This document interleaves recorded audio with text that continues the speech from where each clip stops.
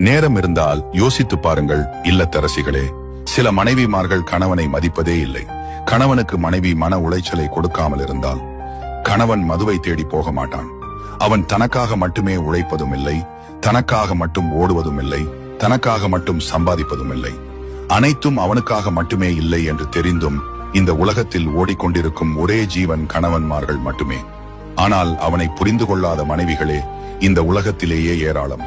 கணவன்களை சிரிக்க வைக்கும் மனைவிமார்கள் கிடைத்துவிட்டால் கணவன் ஒருபோதும் கோவிலுக்கு செல்ல மாட்டான். மனைவிகளே, நீங்கள் தெய்வமாக மாறுங்கள். நீங்கள் சிரித்தால் தான் அவன் சிரிப்பான். உன் அன்பே அவனுக்கு கோவில், உன் வார்த்தைகள் தான் அவனுக்கு வழிகாட்டு விளக்கு. மனைவிகள் தெய்வமாக மாறினால் இந்த உலகம் ஒரு சொர்க்கம்தான். காரணமே இல்லாமல் கோபித்துக் கொள்ளாமல் சிறிது நேரம் உங்கள் கணவர் சொல்லும் வார்த்தைகளை காது கொடுத்து கேளுங்கள். அதுவே அவனுக்கு பெரிய வரம்.